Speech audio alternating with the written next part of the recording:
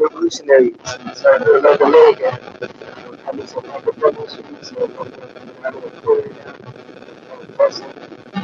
I work with trying to work. It's a little better now.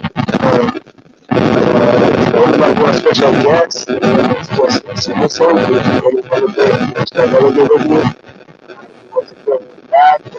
So we're working with a hell of a battle trying to support others here. For someone in the OC as a Democrat, with a very, very impressive run for someone who's very never ran. We got over 13,000 votes, and it's incredible. It's incredible. I don't know how hard it is to get some votes. But yes, that's welcome tonight. Jestin Samson.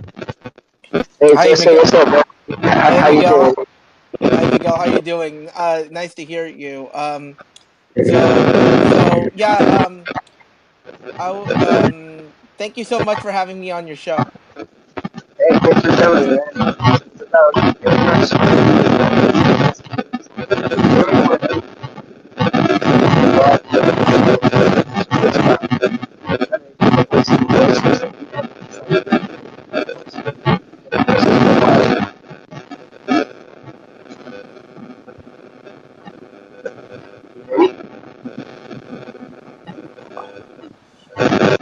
Hey, Justin, you there? yeah, I'm here. Yeah, yeah, Okay, yeah. yeah.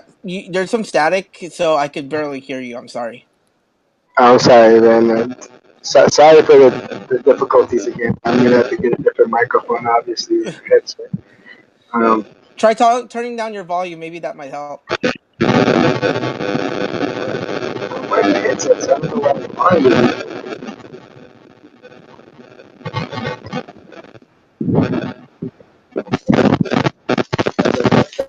Go ahead and take it up. Yeah. Can you can you hear me, Miguel? Yeah, I can hear you just fine. Let me unplug. See what happens. Let's see if that sounds good. Is that any Hey, better? yeah. That's a lot better. A lot better. Yeah. Yeah. All right. I'll just go. I'll just go freestyle. No headset, no microphone. Okay. No worries. Go ahead. Hey, Miguel. Thank you for having me on. Um, yes, I'm Jestin Samson. I was a former candidate for the California State Senate's 34th District.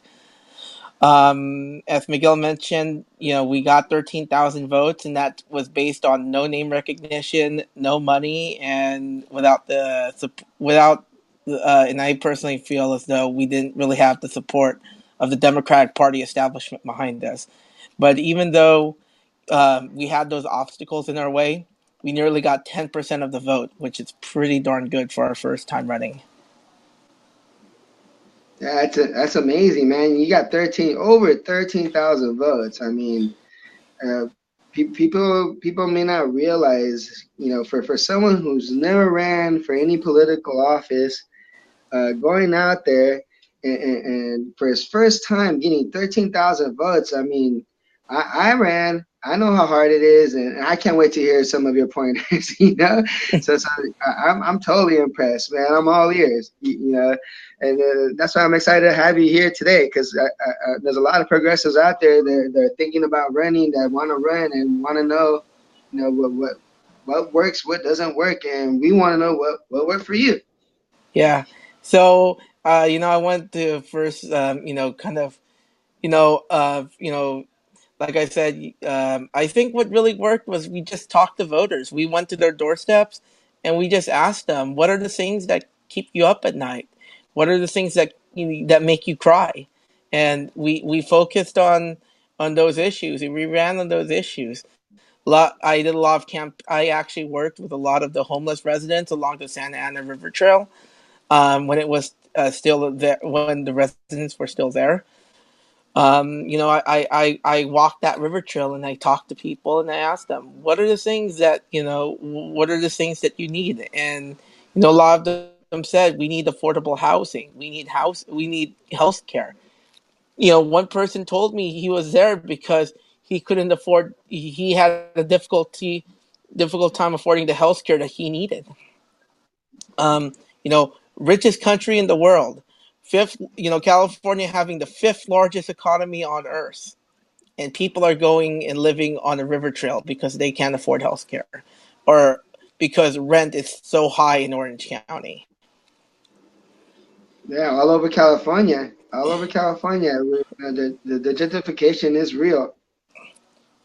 Absolutely, and you know we go way back. I'm not sure if your guests know this, but you and I were both delegates for Bernie Sanders at the 2016 Democratic National Convention.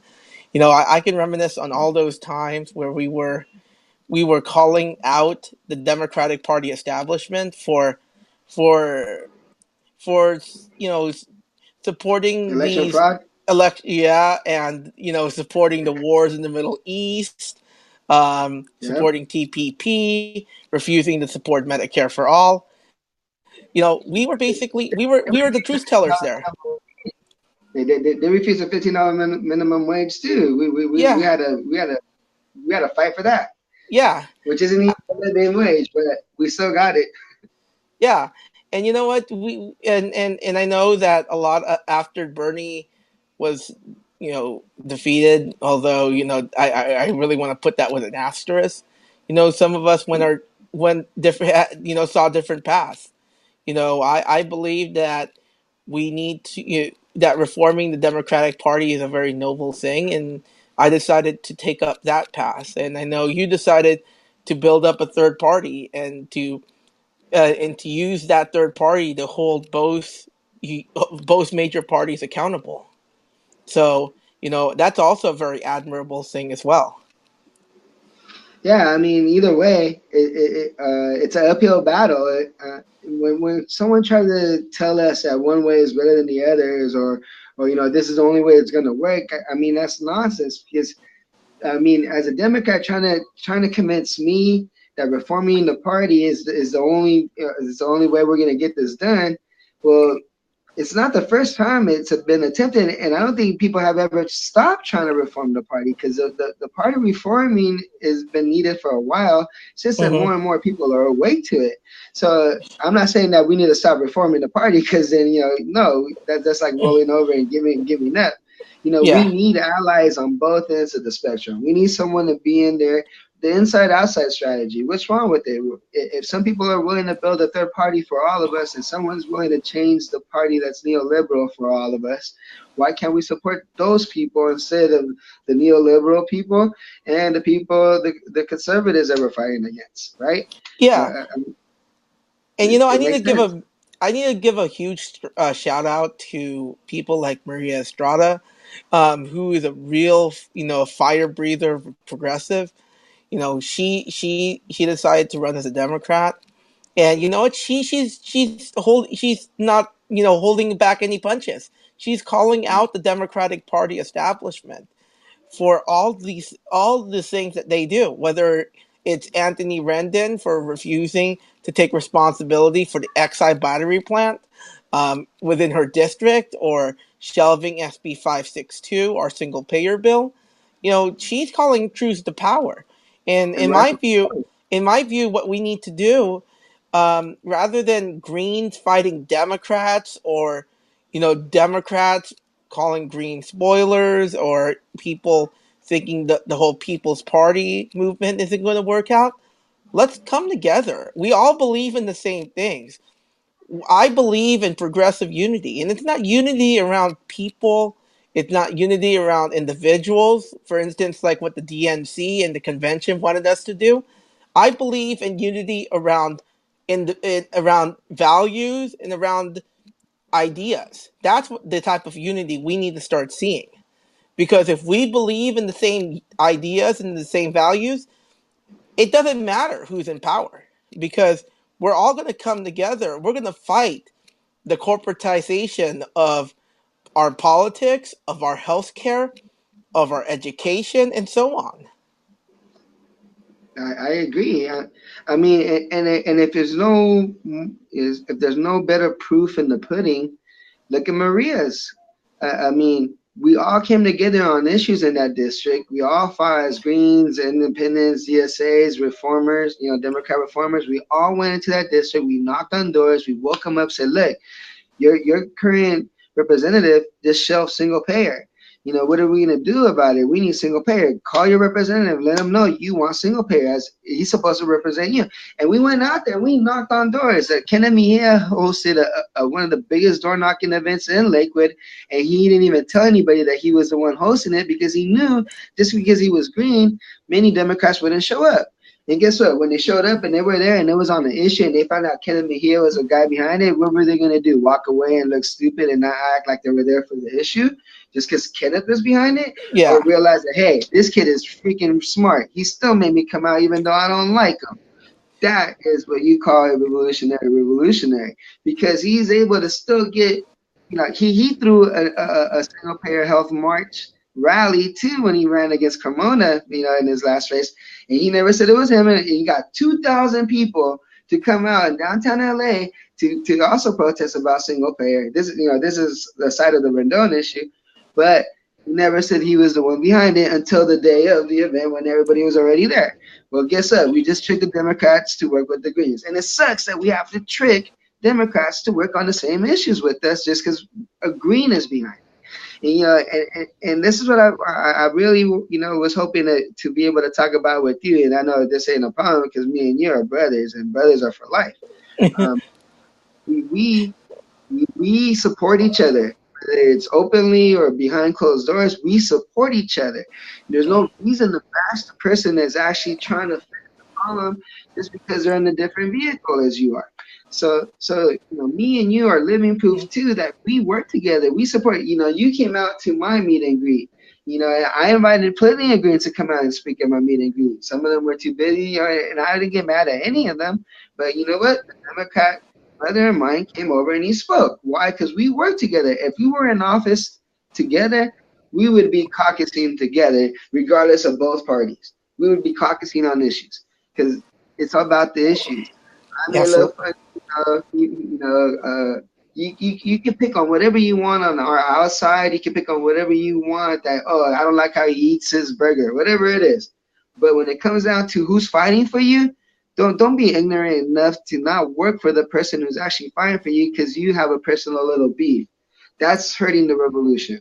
Absolutely. And you mentioned Maria. That was a perfect example of what we're talking about. You want to talk about progressive unity?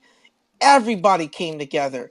Greens, Democrats, didn't matter because people understood that that getting rid of this corporate Democrat was bigger than any party Yep. affiliation. It was bigger than themselves.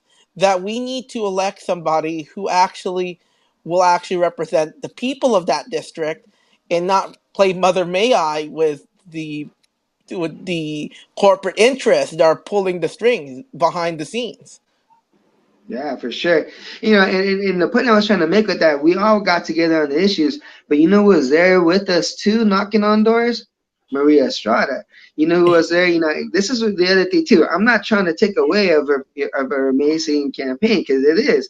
She has the power to bring people together. Because she is saying what the people, not the person, not our personal circle, not the people that we already know that are fighting and everything. The people that are above average in the political Yeah. spectrum here. She's saying what the people that are outside this bubble want to hear. They want to hear someone give the finger to the party because the party's been giving the finger to all of us for too long. And not just their party, the other party too.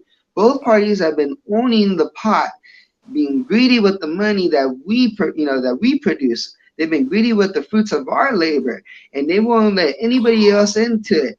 Whether you're Democrat, Green, Independent, or not, if you're in there for the people, you are having a lot of troubles getting in. A lot of trouble getting in. Absolutely.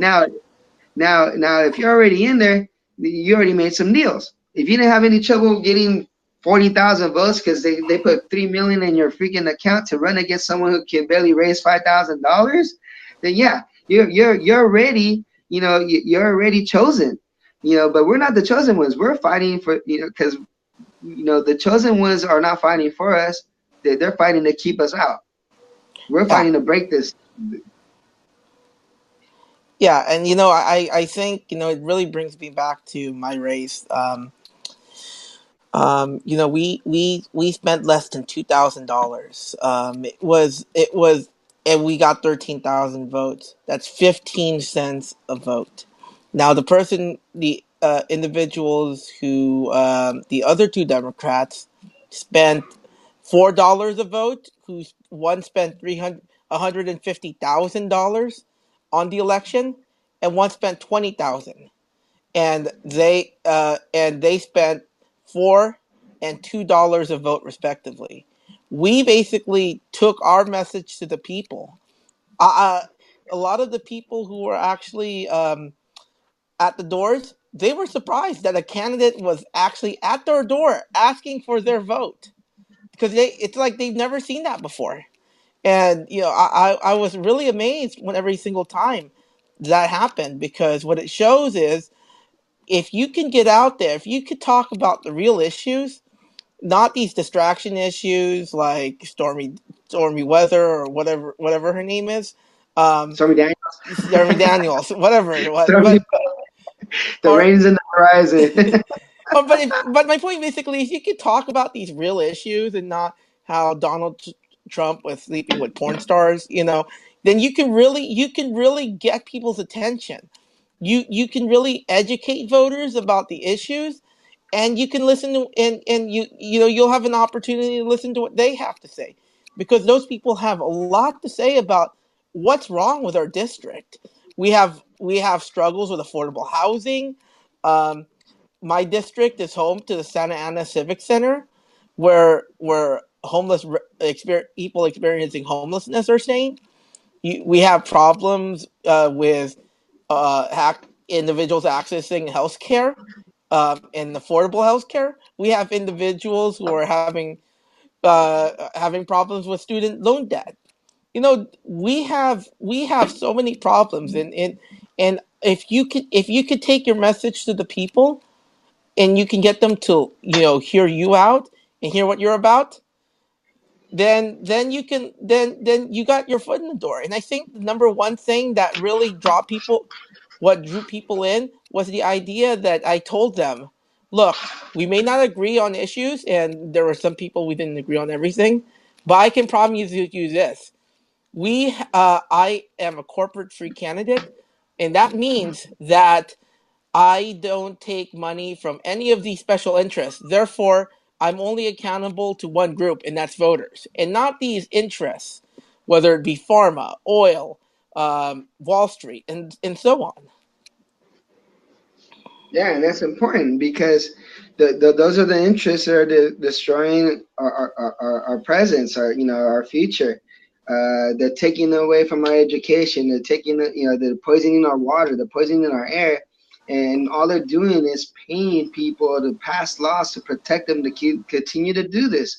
And I keep saying it. They're profiting off population control. They profit off of everything. First of all, they profit off of war. They profit off of concrete. They profit off of oil. They profit off of pharmacy. They profit off giving you insurance or not. Everything's a damn profit for these people. I call them the prophets of profit, and it's true because all they do is prophesize about the profits. How they're gonna get more profits. The only thing they conserve is their profits. And they hoard them outside the country and take all the value out of the money circulation. It has us all broke, Yeah. all broke. This trickle down system is not working. You show me the country that successfully got their whole base happily living in it on capitalism. Yeah, and this crony capitalism that people are saying that can solve the world's problems. Tell me one thing that it solved. We have a healthcare crisis right now, where 5 people in California are dying due to lack of healthcare. And we have people like Rendon who are telling us that, hey, be patient. Maybe in 100 years, we might have single payer if you're lucky. That whole incrementalistic thinking on things like healthcare. Um, we need to change. In my view, that's where we come in, because we need to change minds, because people don't know that people are dying due to lack of health care, or access to health care as well. Voters need to know that. And after the election, my one of my opponents, Tom Umberg, who was the Democratic Party nominee, he reached out to me, and he's been gracious to me. He's invited my voters to meet him and get to know him, and I'm asking people to take advantage of that opportunity to go to his meet and greets and ask and let him know what they want him to fight for. And it also means fighting for our agenda. It means fighting for single payer. It means fighting for tuition free college. My voters voted for me because they believed in that vision, and I'm going to continue to push him to make sure he actually adopts those issues. And I get it, Janet Nguyen is really bad, who the Republican incumbent, but we need somebody who's going to be there, who's actually going to fight for us, and not just be this, Republicans are bad type of thing. And I've said it once, and I'm going to say it again. Candidate hat may be off, but activist hat is on, and I'm just as fierce an activist as I am a candidate. Oh yeah, I mean, and I can vouch for my buddy here, man. Like, I tell people too. Like when I was with the water protectors recently from Compton, and we were having a discussion, and I looked at them all. I like, look, I'm sorry that you guys have been turned to this cruel rule of activism, but just there's more bad news, is what I told them, and they're like, what? And I tell them like, once you become an activist, this is a lifetime job. When you really care like how what you guys have been forced to do, that you guys have to come out and get signatures now to petition, because all you guys want is clean water. You guys shouldn't have to go through all this, right? But Yeah. you guys became activists because you guys were forced to on the simple moral issue that you guys have put on water, right? So I told him, this is a lifetime job. Watch what happens after you start seeing that all this, you may think that it's worthless and nobody cares, that you're screaming at a wall. But watch when you start seeing progress, it's almost like a high. It's a natural high, and you feel good, and you got something accomplished, and you can't wait to see what's the next issue you can tackle. Because you know what I've noticed from everybody that has been in my circle, to everybody that's coming to my circle, and everybody that's growing in my circle, the one thing I've noticed that nobody in my circle is on one issue Mhm. person. I mean, they went from no DAPL to the children's separation to single payer to the freaking media. What is it? The internet takeover. I forget what it's called. Net neutrality. Net neutrality. It's like we're swarms, and we hear there's a problem here, and we swarm from one problem to the other problem, and yeah, we keep a swarm at the other problem because the other problem's not fixed, but we keep swarming. And the thing is, they keep coming with more and more problems to break up our swarms, because the I realize there's two big weapons the government have. There's two of them. One is the divide. This is the one that I'm realizing now, that this has become their biggest weapon now, because this is the only way they can keep our power neutralized, by breaking us up, breaking us up. Every time we make ground, they find a way to break us up, break us up, break us up. But the main weapon that they have, and I've said it from the very beginning, even from before Bernie, is we hold it. We hold their biggest weapon. Do you know what it is, Justin? The vote. No, because they're not counting that. It's our fear. Our fear is their biggest weapon, because if we're too afraid to get involved, if we're too scared to put the remote down and turn off the game and go out there and hold up some signs, whatever it is, whatever we're too afraid of the real world, that we're involved in a video game or whatever it is, I'm not knocking these things. I miss that life. But whatever it is, they've divided us, and it's our fear, because we're too scared to try. Oh, they might kill you though. Well, I mean, we're gonna die anyway. We can either die for nothing or die for something, and we can build the path. We can lay a new foundation for our future. I have two kids. That's why I'm so passionate. That's why I'm so involved, and I'm willing to put my life on the line. I'm not willing to put their life on the line, but this is a decision that I made. So I'll take the bullet. But that's because I see it, like for instance, if they kill me because of the things I'm speaking you know, then that means I'm right. And that should wake more people up to say, you know what? They killed him because he was talking the truth. Because that's what happens to a lot of people. You know what I mean? How many people have been washed away because Hillary just can't go to jail? And that's why I'm going to encourage you, all your viewers right now, whatever you can do it. If it means being a community activist, be the best community activist you can be. If it means getting some signatures to run for office, do that. We need every single progressive at every single level to put their hat in the ring and run for office, because when it comes down to it, we having being a street activist, it's important. I get it. Yeah, I was one as well as being a candidate, because I believe that you need to put in the work if you're going to be representing people. But Hey, if you if you want to if you strongly believe in the sayings that you're talking about, whether it be education, healthcare, um, family separation at the border, then run for office. And you don't have to run for president. I'm not. That's what I'm saying. But you know, um, I or guarantee. can or help someone who's running. Just get Exactly. involved. Get deep into that campaign, learn the process. I didn't just run on the fly.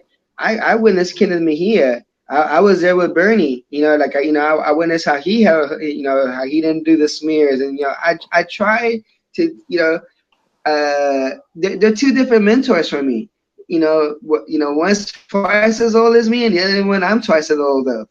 So I got a mentor that's half my age, and I got a mentor that's twice my age. But the thing is, mentors, people think that only mentors can be older than you, and that's not true. A mentor is someone who can really guide you. You can learn from, you can inspire you. Like wow. So Kenneth Mejia, when I seen his campaign, I thought it was one of the cleanest campaigns after Bernie that I ever seen. Out here in LA, though, what people don't realize is that there's a lot more than just it's a lot more than just a progressive against a neoliberal. Election fraud is at the highest here because we hold the most electoral votes. That's a lot of power in the end. It's a lot of power. Even though they swear the race is called by the time they get to California every year or every election year, right? But Yeah. we hold the most electoral votes, and the Democrats will not give that up. They're gonna rig. They're gonna cheat. Our current Secretary of State, Alex Padilla, who's leading in votes right now to get reelected in November, probably, right? No, I believe he's already reelected. Actually. He has a case for election fraud. How is it possible that this man is even allowed to run until this case is done? I don't get it. I mean, and this is just to show the power that they have. And most people don't seem to mind out here. Most people don't seem to mind that I have an uncle that jumped out of a plane in Nam, and that most people have brothers and family that never came back from these wars. And if they did, they came back in no parts. And if they came back in one part, they're not all there in the head. So something's lost. You can see right through their eyes. I've had moms crying to me that they don't recognize their 34, 35-year-old children because the military made them a war machine, you know? And this is the stuff that pisses me off because these votes are sacred to me because these people fought for them. So count them, count them. My last 5 votes, the last one I voted for was the first one that I haven't gotten a provisional vote for, and I had to go to 2 different polling stations, and I had to re-vote again because my first vote wasn't even accepted. But that's the drama I had to go with because I know this process, and that's the drama I'm willing to go through just because I ran for Congress and I wanted my vote to be counted this time. And guess what? They still haven't counted my vote. So it wasn't even a provisional this time, and they still didn't even count it. So this is how corrupt it is, and this is how mad I am. And this is why I think that not enough is being done because Bernie got robbed and everybody knows it. And we have books coming from their campaign saying it almost testimonial wise. And I'm talking about Brazil, right? Because that wasn't a book just to make money. That was a book to make money for a lawyer when the shit hits the fan. And it was also testimonial to the public. It's in my book. It's in my book. I can just hear it now. It's in my book, right? It's a testimonial. So she admitted to the cheating. And But oh, now she's a Russian bot. And how quickly the Hillary campaign turned on her when she fed them questions and they didn't mind it. I think what it is at the end of the day, what we need, what is extremely important is when it comes to Bernie, and I think we all know. I personally believe he's going to run in 2020. The signs are there, and when it comes to it, um, you know, you know, yeah, it goes back to the idea of what I was talking about when we were talking about progressive unity. It's just this notion that we need to stand up for injustice, no matter who does it or where it takes place.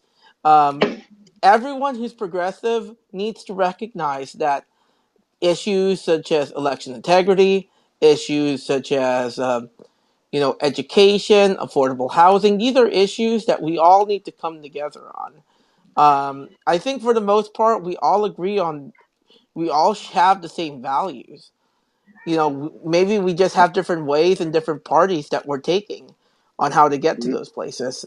And you're hitting the nail right on the head. That when it comes down to it, progressives just need to come together. I saw on social media not too long ago that Alexandria Ocasio Cortez, another great progressive who won on Tuesday, was being trashed by Green Party members. I do not know the names of the individuals, I forgot, but they were basically saying how she took Jill Stein's Green New Deal and basically threw it out there as a platform plank of her own. And in my view, that's a wonderful thing. That's great. That means there's somebody who's actually listening to these issues and who actually wants to push them forward. That's something that people shouldn't be bashing her for. We need to be, Green Party people should be loving her for it. That she's listening to these, she's listening to people like Jill, for instance, and those ideas and putting them forward. But, That I think is something we can all Ken, unite around. Kenneth actually gave her a shout out immediately after she won, congratulated her, and just basically use her as an example of why like it makes sense to put the youth in there. He's young like her, he's the same age as her, like so I mean, and that's one of our green leaders. He's running his third congressional race. So I mean, you're always gonna get these these super passionate party pride people, and they can be a problem sometimes. And you're right. If she's adapting Jill's platform, good. I always give my platform away. I've been giving my platform. I would tell you, hey, I hope you would support pre-finance home loans, because if I don't make it and you do, I need to get a house, bro, because I'm in that boat. I designed that around me because I'm part of the district that needs it. That's and I'm not saying that I was designing around me selfishly. I was thinking of ways of systems that we can, how could I buy a house?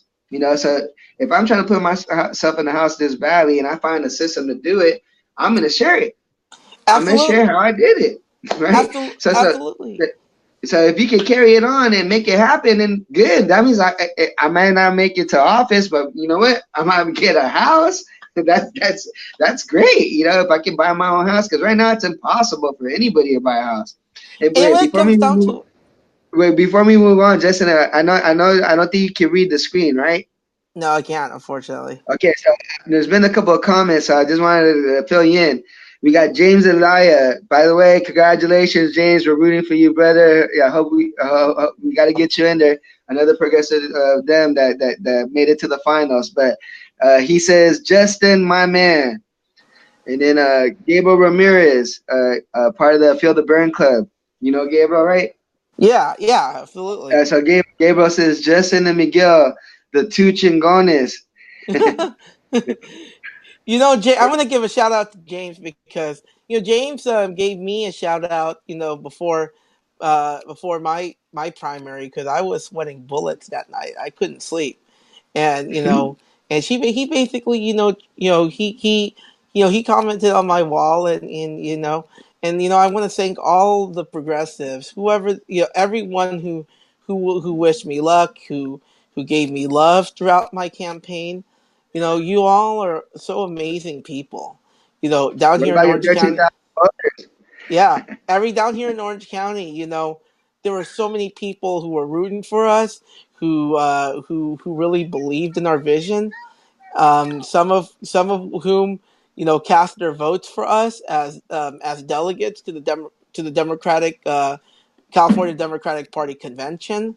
Those are people who I look to, and I see that you- it's an uphill battle, but change in the Democratic Party is possible.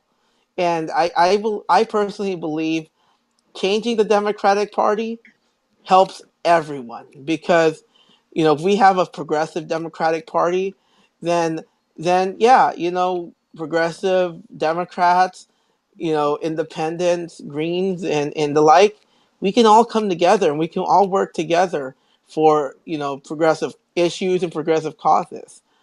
Kind of like what Gail McLaughlin was talking about when she was talking about this alliance, this progressive alliance. We can have that, and we can have it where we all come together, no matter your party affiliation. And if you believe in, if we you share our values, welcome to the club. Um, Yeah. And there's one more comment from King Eddie Willis. yeah. He said, let's talk about real issues like the privatization of prisons and how this government is helping out the owners of the new Jim Crow. It's the illegal immigrant being profiled off of now. Okay. I think that's a great. Let's talk about that because we were told by a lot of we were told by a lot of people that that they want criminal justice reform, but it's true. You have Republicans and some Democrats who are taking money from private prisons, and how can you really trust those type of people? You can kind of tell. I'm calling out both sides. I believe that corporate Democrats are just as dangerous as maybe less dangerous, but they're still dangerous nonetheless than these Republicans because they're the ones who lull progressives to sleep, thinking that they're going to get whatever they want. But when it comes down to it, you got these people behind the strings, behind the scenes, pulling the strings basically, and telling people that you better do what we tell you or else. And private prisons are just a great example of that. You want to talk about why Theo Lacey, for instance, not just that. Theo Lacey down here in Orange is detaining immigrants, and that's in why detaining immigrants is a multi-billion-dollar business. Is because of private prisons. So let's abolish ICE and let's get rid of private prisons. There's no reason why jails should be run by corporations. None. Well, like Kamala Harris, she was protecting the whole prison for profit system because of the, how the jailers they actually you Cheap got labor. contracts with the. Well, they got contracts with Victoria's Secret where they can make where they make the actual lingerie for them for Yeah. pennies on the dollar, obviously from jail workers, and then they go and sell it on this incredible markup when it doesn't even need to be marked up if they're doing that, right? And, Yeah, and it's absolutely. ridiculous. And then you got like people in jails that volunteer to go fight these fires, like when we had the California fires recently, how many out there were actually people, inmates that they were using the volunteering. But then if they get out and they serve their time and whatever it was that they served, they're not allowed to be firefighters now that not even after they gain that kind of experience. So imagine if someone, they're in there for, they messed up, they made a wrong choice in life, they didn't kill anybody, it was a nonviolent crime, but they had to serve 2 years, maybe they did some kind of fraud or whatever, right? Well, he does his 2 years, he serves, and he volunteers these firefighters. The firefighters recognize him as a hell of a fighter for being a rookie out there, right? He comes out, why wouldn't he be allowed to, give him the shot? He's already Very proven himself. Because now he would have a job where he wouldn't have to be corrupt. He'd have an actual second chance at life. But It's things like that that don't make sense, and he'll probably end up back in jail because he's not given the honest opportunity to fruit off his labor. Absolutely. Here's a better example. Not just that. How about individuals who are who get caught smoking marijuana? Maybe here in California, cannabis is legal, but in a lot of states, go across the border and go to Arizona, you could go to jail for quite a while actually if you get caught with get caught with marijuana. So just imagine something like that, for instance, where your crime basically is having a plant, a rolled up plant that you smoke, and you go to jail for it. And because of that, that ruins in your entire life. And what happens? I guarantee you, you're right. You're going to go back to prison because no one wants anything to do with you. So recidivism, especially here in California, in the United States, it's sky high. It's no wonder why we have the highest prison population in the world, and a Yeah. lot of it has to do with drug related crimes that shouldn't be crimes to begin with. Well, they make a lot of money off of it. That's the whole thing. Like it's a profit for them. They make anywhere from $6,000 to $7,000 per inmate a month. And that's why they have these jails overflowing. They have them overflowing because they're making ridiculous money. And this is something that came through with the Clintons. Bill Clinton's the one that started the prisons for profits. And that's why all these jails started popping up. And we started making more jails in schools and hospitals. We started shutting down hospitals, and we started making more jails and police stations. And all of a sudden, rap music became all about gangster stuff, and it promoted crime, and it was easier to fill up the jails because people were idolizing these criminal actors because most of them weren't even doing what they were saying in these songs. Yeah. I mean, half of these guys were called studio gangsters by their own selves. so, Well, so, so, I think a better example would be, if we look at the facts, for instance, we spend more money in California. We spend more money on prisoners per prisoner than we do on higher education. Just imagine that. We and spend then, more money. We and spend it's more. not you have to spend this much money on prisoners when they're not even getting like 10% of that. And I'm not saying, oh yeah, yeah or what, we're gonna treat them luxurious. No, but if you're gonna spend that much money, supposedly to house a prisoner, shouldn't it go into actually correcting them? Because it's supposed to be called correctional facilities, but they go in there and they learn more crimes. Like for instance, like you said, the guy who's on drugs, right, and the meth addict, Yeah, whatever. He's not so much a criminal as he is sick. He's sick. At this point, he got caught up. And it's a disease, and his mind's no longer there, and he's dependent on the drug. So he's sick. So yeah. he's not. He may commit crimes to make money to buy the drug at that point because no job's going to hire him. But it's not so much that he's a criminal as much as he got sick. Now you arrest this guy, you put him in a jail cell full of criminals, and what happens? Not only is he come out of, still an addict, he becomes an addict and a criminal because all he learns is crime in jail. So if you have this money, you should invest it into proper education for these inmates. Proper, Ab- like it says, it's a correctional facility. Let's correct.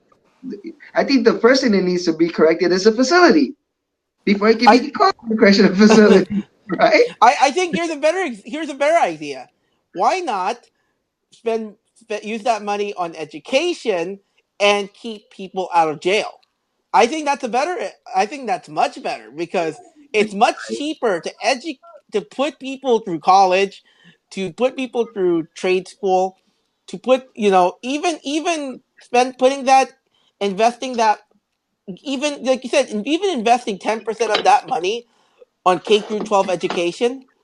There are schools here in California. We're number 40 when it comes to per pupil spending K through 12. Just imagine that. We're number 40, but we're number 1 when it comes to per prisoner spending. Well, Maybe look at maybe Lotto. The lotto, right? The lotto was yeah. designed supposedly to bring in money for schools. That was one of the big excuses. Oh yeah, we're gonna bring it in. We're gonna get we're gonna bring a lot of money in, for all sorts of stuff, right? well, I think it's hilarious because hey, I lost you, Justin. You still there, Yeah, I'm here. I'm here. Justin? Yeah, I'm here. What's up? Hello. Hey, Justin, you I can there? hear you. Yeah, I can hear you. Um, Yeah, I can hear you. I can't take over right now, but yeah, the lotto system basically pockets half the money. So let's say you win one of these $10 billion rewards. In the end, you almost end up taking about 60% of it. Not that you even need all that money, anyways, but why do they need all that money? Like, they didn't win the lotto, but every time a lotto winner wins, they win the lotto. They get all this money off the tax revenue that they shouldn't.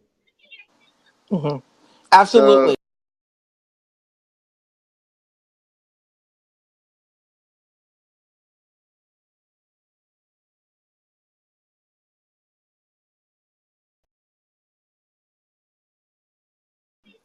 can everybody hear me, see me? Can you hear me, Yeah, that's been Miguel? weird. Let me see what's Can going you? on with Justin. Let me see if I can find him on Messenger real quick. I can hear you, Miguel. Can you hear me?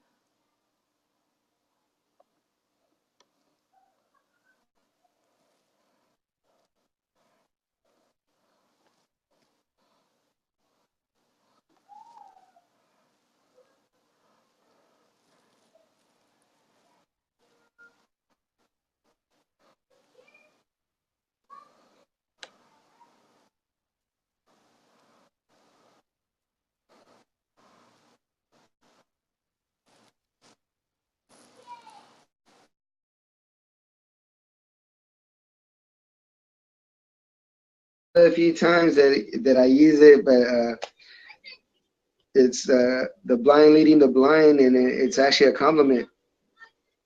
At least with Justin, it is because there's a lot of people that are blind to what's actually going on out there, and he's waking them up. He's out there talking and touching his community and getting them out there and getting them excited. I mean, 13,000 voters. That's so impressive. I mean, if half those people donated $2 to $5 a month from here to this next election, money wouldn't be a issue for him to actually compete. It would actually really, really level the playing field. Absolutely. I'm gonna log out and log on and see if we can fix the issue here. I'm gonna see if I can bring him back on. If not, if we're not able to bring him back on, I really want to thank Jestin Samson for being on the show tonight. He's such an inspirational, such a class act, and that's one of my brothers. I love him for sure, man. He's a really, really good guy, and I can't wait for him to race again. I mean, we all need to get behind candidates like him who really, really have the best intent for all of us.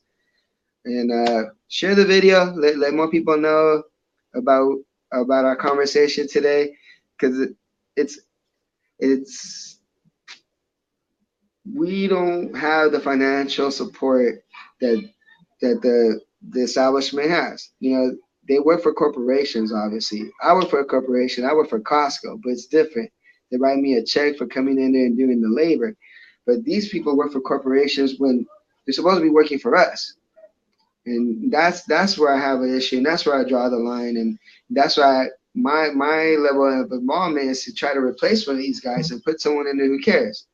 So let me see. He just messaged me, but I didn't get to read it all. Hold on. I was trying to see if we could get back on here.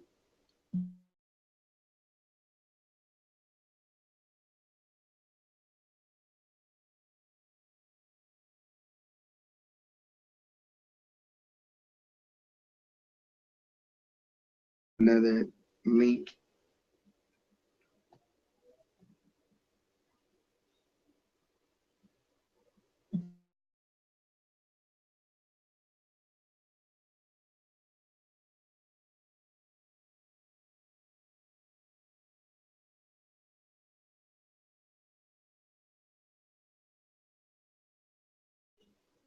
To the typical Can everybody see me, hear me? Can I get like a reaction on the comments?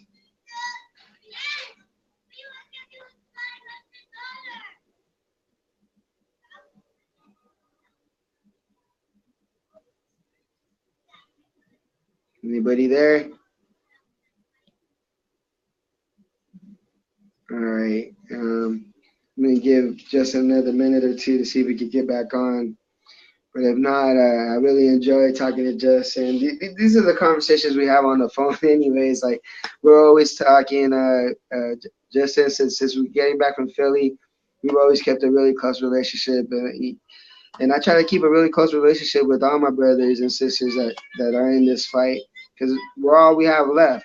And if we don't keep it together, we're gonna keep losing these battles, and eventually we'll end up losing the war. So right now, we got candidates out there that need our support all the way up and down the state. We got Maria Estrada, we got Ken Mejia, we got Rodolfo Cortez, we got James Elia, who was on here earlier. We got Margie Castellanos, and these are Democrats and Greens, but they're on our side. These are our brothers and sisters. We can't let the parties continue to divide us, because that's one of their biggest strategies, the division. So when we come together and we work together and we fight together, like I feel like out here in LA, everybody was talking about, oh, there's too many candidates. We ran too thin. We didn't have enough people to support everybody. Well, now there's no excuse. In LA, we have 3 candidates, only 3. And if your excuse is that 2 of them are green, not to work for them, don't tell me you're progressive. Or if you have a personal beef that really doesn't justify the fact that you're not helping the revolution out of it, that's not truly progressive. I've had beef with a lot of people in the circle, and I've always learned to squash the beef when it comes to the revolution. We need to come together for these things. So whether you're blue, green, independent, or nothing, right now in LA, you should be working for Maria Estrada, Rodolfo Cortez Barragan, and Kenneth Mejia. Hands down, no excuses. These are our only progressives on the ballots come November, and we need to make sure they get past that ballot into office. So on that note, Jestin Samson, thank you for coming on the show.